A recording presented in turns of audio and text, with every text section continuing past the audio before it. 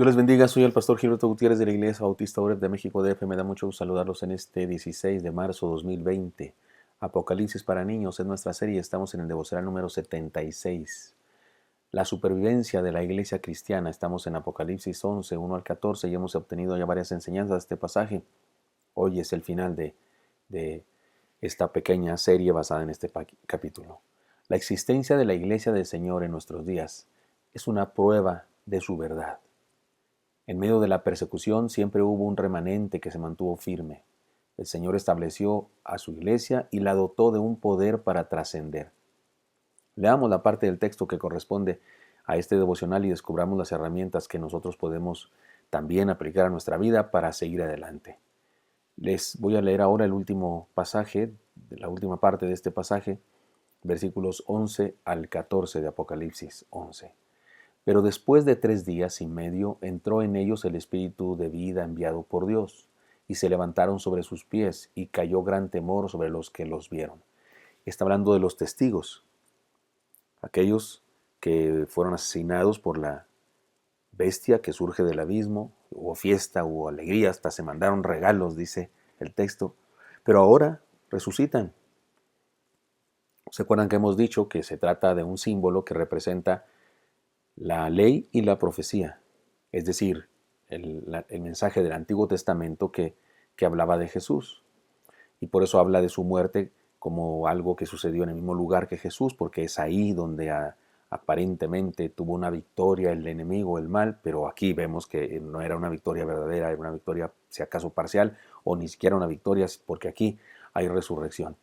Y oyeron una gran voz del cielo que les decía: subid acá. Y subieron al cielo en una nube, y sus enemigos los vieron.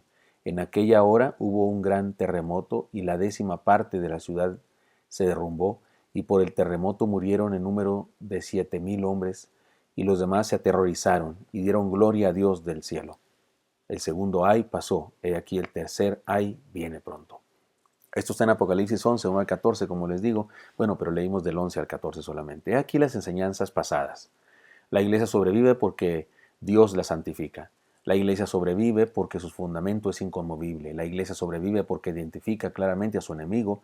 Y la iglesia sobrevive a pesar de la corrupción interna. Pero he aquí las enseñanzas finales. No va a ser una sola, sino que van a ser 3 cosas que voy a compartir con ustedes. Digamos en 1, 2, 3, 4. En quinto lugar, la iglesia sobrevive a pesar del dolor inaudito. Es un hecho que la iglesia perseguida sufre. Sin duda que el sufrimiento de los creyentes de aquella época era un asunto sin nombre, pero debían recordar que el mismo Señor lo había padecido. No ser sepultado era una de las peores afrentas que se podía hacer a alguien, pero no era peor que morir crucificado. La iglesia sobrevive a cualquier intensidad de dolor porque el Señor sufrió primero y sufrió más. Es decir, todos los mártires de la fe tienen en Jesús el ejemplo de vida entregada. De hecho, ninguno de nosotros, por más que suframos, podemos llegar un día al cielo y decirle al Señor: Señor, es que sufrí mucho y si tú no comprendes. El Señor dirá: ¿cómo que no comprendes? Morí por ti. Así que la iglesia sobrevive a pesar del dolor inaudito, porque aquel que fundó esta iglesia de la que estamos hablando, Él sufrió más que nadie por nosotros. Así que así como Él entregó su vida, nos motiva también a entregar la nuestra. En segundo lugar, en este devocional, aunque vendrá siendo la 6ª enseñanza en toda la serie, la iglesia sobrevive por la vitalidad de su verdad. Después de 3 días, igual que nuestro Señor Jesucristo, los testigos, símbolos del fundamento de la iglesia, recobran la vida. Podemos decir que de la misma manera que nuestro Señor estuvo muerto y aparentemente derrotado por el mal, pero resucitó venciendo la muerte y consiguiendo la victoria más grande y la vida para nosotros, asimismo su iglesia puede sufrir y hasta ser derribada, pero su verdad posee una vitalidad imposible de destruir. No importa cuántas veces se nos persiga y se nos mate, viviremos otra vez, porque hay una resurrección para aquellos que hemos creído en Jesucristo. Ni las puertas de la muerte y el infierno permanecen de pie frente a la iglesia. Así le dijo Señor Jesucristo a Pedro cuando Pedro hizo aquella confesión: tú eres el Cristo, el Hijo del Dios viviente. Y Jesús le dijo: bienaventurado eres Pedro, Simón, hijo de Jonás, porque no te lo reveló carne ni sangre, sino mi Padre que está en los cielos. Y yo también te digo que tú eres Pedro y sobre este roca edificaré mi iglesia y ni las puertas del Hades prevalecerán contra ella. Es decir, la iglesia sobrevive por la vitalidad de su verdad. Sigue adelante, se levanta y sigue adelante, bajo cualquier circunstancia, bajo cualquier régimen de persecución o lo que sea. Y en tercer lugar, o en séptimo lugar en toda la serie, la iglesia sobrevive por la intervención directa de Dios. Punto. No hay mucho más que decir. El Señor bendice, dirige, sostiene su iglesia. En todo este cuadro podemos ver claramente la mano de Dios obrando en y por medio de su iglesia. De hecho, al final del pasaje se nos describe un terremoto y arrepentimiento de muchos hombres antes incrédulos. Cuando como seres humanos no podemos más, cuando no está en nosotros dar un paso más, cuando hemos llegado al límite de nuestras fuerzas, cuando no sabemos qué sigue, Dios actúa, interviene y saca a la iglesia delante de lo que sea, enfrente a lo que sea.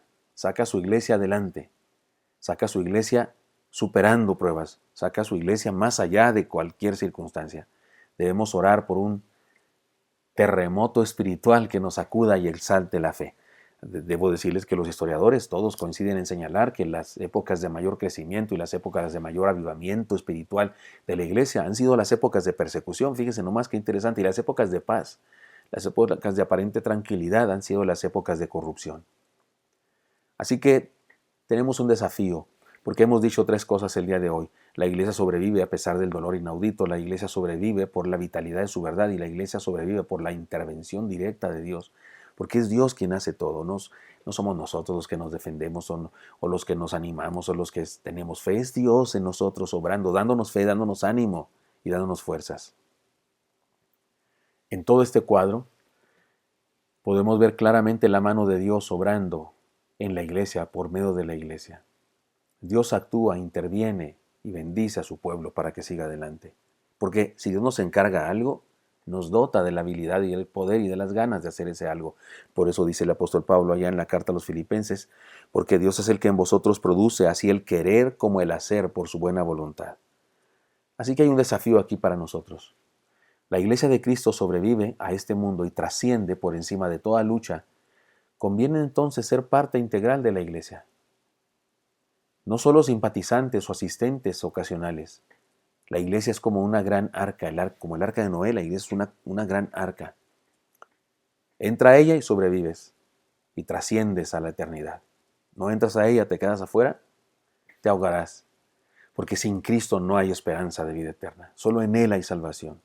Y aquí vemos a Dios obrando en su iglesia, por medio de su iglesia.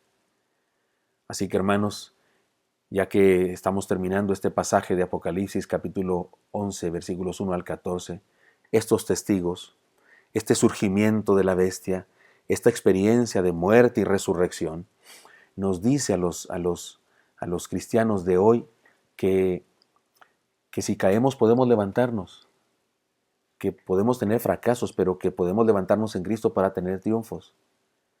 Que no importa cuánto el mal logre golpearnos, herirnos, en Cristo podemos restaurarnos y seguir adelante. He dicho yo en varias ocasiones que santo no es el que nunca cae, sino el que siempre se levanta. Y puedo decir ahora que campeón no es el que nunca pierde, sino el que se levanta y gana la gran batalla, la gran carrera, la gran lucha o la gran lo que usted quiera.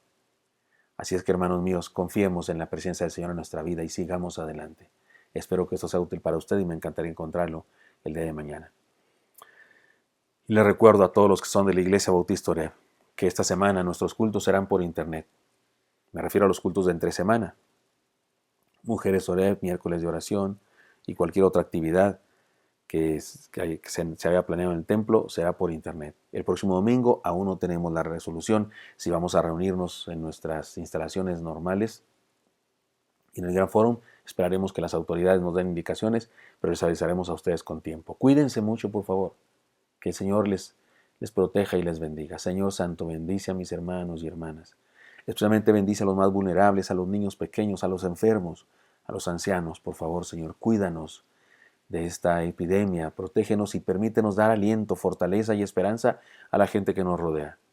Te lo pido en Cristo Jesús. Amén. Dios los bendiga. Hasta pronto.